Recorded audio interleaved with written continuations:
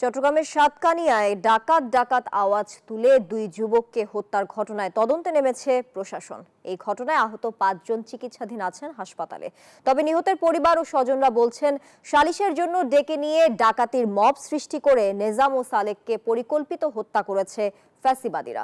সুষ্ঠু তদন্ত সাপেক্ষে দোষীদের শাস্তি চান তারা। মরদেহ ময়নাতদন্তের পর পরিবারের কাছে হস্তান্তর করেছে পুলিশ। সোমবার রাতে তারাবির নামাজের পর 10 থেকে 12টা সিএনজি অটোরিকশা নিয়ে 20 থেকে 30 জনের ডাকাত দল সাতকানিয়া এউসিয়া গ্রামে হানা দেওয়ার খবরে রাস্তায় নেমে পড়ে এলাকাবাসী। এই সময় স্থানীয় নেজাম ও সালেককে ঘিরে ফেললে অন্যরা এলোপাতারি গুলি করে পালিয়ে যায়। এই সময় গ্রামবাসীর মধ্যে 5 জন গুলিবিদ্ধ হয় বলে দাবি করছেন স্থানীয়রা। এখানে ডাকাত আসছে, মাইক দিয়ে এলান করছে, তো সবাই কি তুমি এখানে আসিও না, বাঁশখালীতে থেকে যাও, মানে কি এখানে ডাকাতি হচ্ছে, গোলাগুলি হচ্ছে প্রচুর। মুকেশ বান্ধা এরপর কিছুক্ষণ পর শুনতে যে মানে আমি বাড়িতে গুলির আওয়াজ শুনে বাড়িতে আইসে বসে থাকছি। এরপর আমার একটা ছোট ছেলে আছে, সেটা আব্বু আমার ভাই গুলি হয়েছে।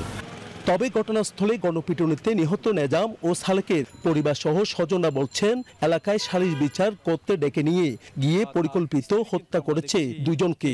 ওনাকে চিনে না যে এমন সাতকানিয়া মানুষ কম আছে। সময় বাড়িতে ইফতার করছে, ইফতার করার পর মানে ওনাকে বলছে একটা বিচারে যাবে, এরকম বলে ঘর থেকে বের হয়েছে। মানে এটা ওনাকে পরিকল্পিতভাবে হত্যা করার জন্য। আগস্টের পরে ফ্যাসিস্টের পতনের পরে উনি এলাকায় আসছে।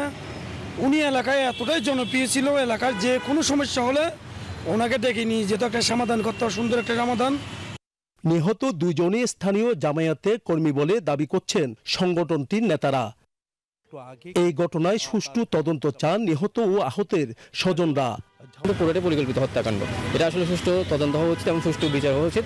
যেমন একটা দুধের বাচ্চা বলতে এখন শুধু 2 বছর একটা বাচ্চা, এই বাচ্চার ভবিষ্যৎ কি হবে? পুলিশও বলছেন ডাকাত সন্দেহে গণপিটুনির কথা।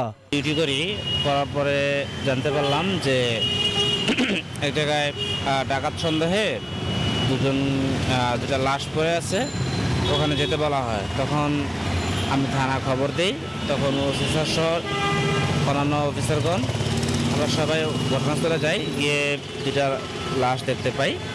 পুলিশের উচ্চপদস্থ কর্মকর্তারা বলছেন, ঘটনাস্থল পরিদর্শন করেছেন এবং শুরু করেছে তদন্ত।